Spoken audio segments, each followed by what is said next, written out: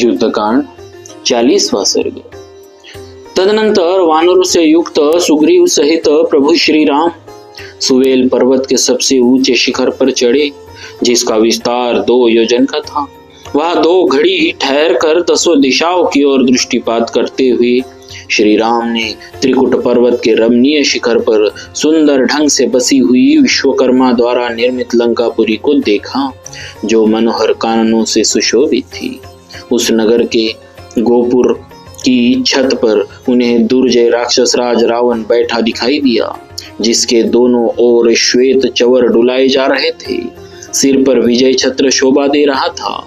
रावण का सारा शरीर रक्त चंदन से चर्चित था। उसके अंग लाल रंग के विभूषणों से विभूषित थे। वह काले मेघ के समान जान पड़ता। उसके वक्षस्थल में उसके वस्त्रों पर सोने के काम किए गए थे।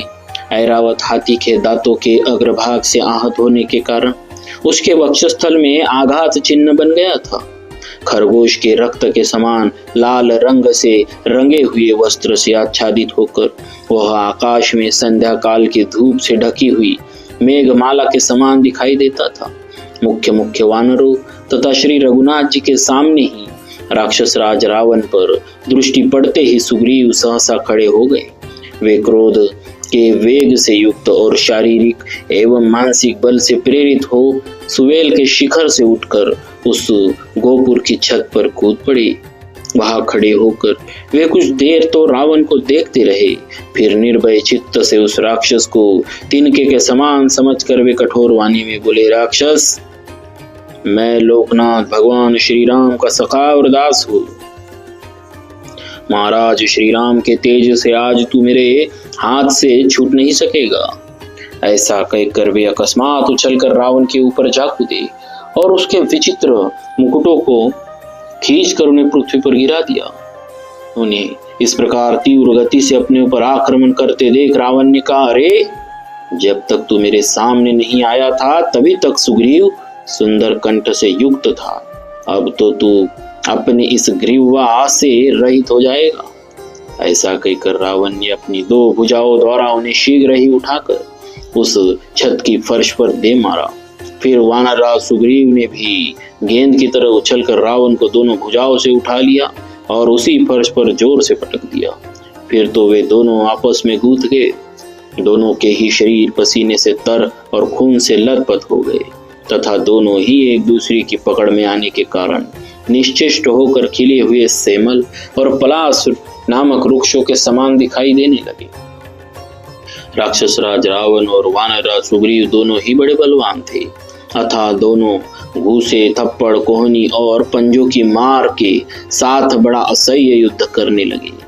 गोपुर के चबूतरे पर बहुत देर तक भारी मल्ल युद्ध करके वे भयानक वेग वाले दोनों वीर बार बार एक दूसरे को उछालते और झुकाते हुए पैरों को विशेष दाव पेच के साथ चलाते चलाते उस चबूतरे से जा लगे।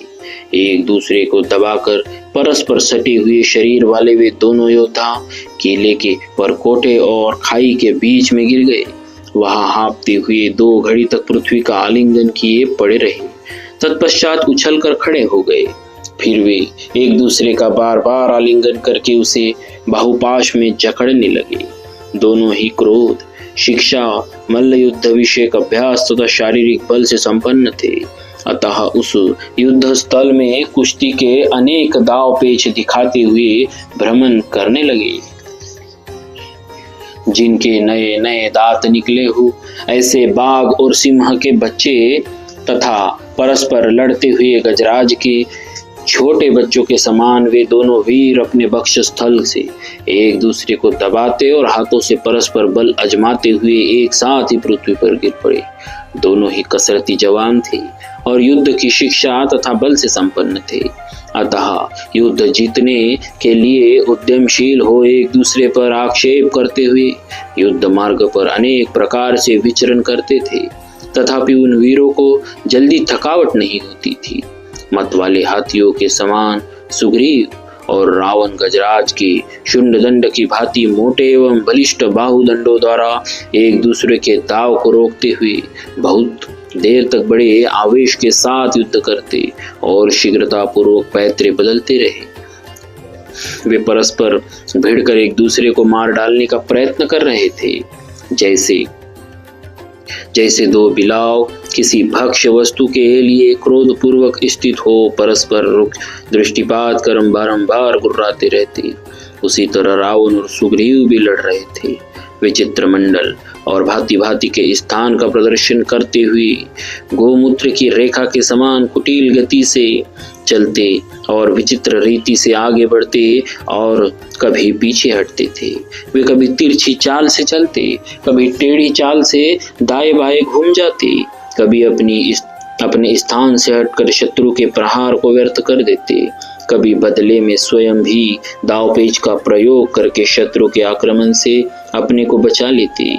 कभी एक खड़ा रहता तो दूसरा उसके चारों ओर दौड़ लगाता, कभी दोनों एक दूसरे के सम्मुख शीघ्रता पूर्वक दौड़कर आक्रमण करते, कभी झुककर या मेंढक की भांति धीरे धीरे उछल कर चलते, कभी लड़ते हुए एक ही जगह पर स्थिर रहते, कभी पीछे की ओर लौट पड़ते, कभी सामने खड़े ही पीछे हटते, कभी विपक्षी को पकड़ने की इच्छा से अपने शरीर को सिकोड़कर या झुकाकर उसकी ओर दौड़ते, कभी प्रतिद्वंदी पर पैर से प्रहार करने के लिए नीचे मुंह किए उस पर टूट पड़ते, कभी प्रतिपक्षी योद्धा की बाह पकड़ने के लिए अपनी बाह फैला लेते और कभी विरोधी की पकड़ से बचने के लिए अपनी बाहों के पीछे खींच लेते। इस प्रकार मल्ल युद्ध की कला में परम प्रवीण वानरराज सुग्रीव तथा रावण एक दूसरे पर आघात करने के लिए मंडलाकार विचर रहे थे।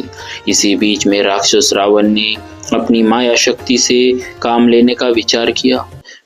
वानरराज सुग्रीव इस बात को ताड़ गए, इसीलिए सहसा आकाश में उछल पड़े। वे विजय उल्लास से सुशोभित होते थे और थकावट को जीत चुके थे। वानरराज रावण को चकमा देकर निकल गए और वहां खड़ा खड़ा देखता ही रह गया। जिन्हें संग्राम में कीर्ति प्राप्त हुई थी वे वानरराज सूर्यपुत्र सुग्रीव निशाचरपति रावण को युद्ध में थकाकर अत्यंत विशाल आकाश मार्ग का लंघन करके वानरों की सेना के बीच श्री रामचंद्र जी के पास आ पहुंचे। इस प्रकार वहां अद्भुत कर्म करके वायु के समान शीघ्रगामी सूर्यपुत्र सुग्रीव ने दशरथ राजकुमार प्रभु श्री राम के युद्धाभिषेक उत्साह को बढ़ाते हुए बड़े हर्ष के साथ वानर सेना में प्रवेश किया। उस समय प्रधान वानरों ने वानर राज का अभिनंदन किया। इस प्रकार श्री वाल्मीकि निर्मित हर्ष रामायण आदि काव्य के युद्ध कांड में 40वां सर्ग पूरा हुआ। बोलिए श्री सीताराम जी महाराज की जय। भक्तवत्सल भगवान की जय।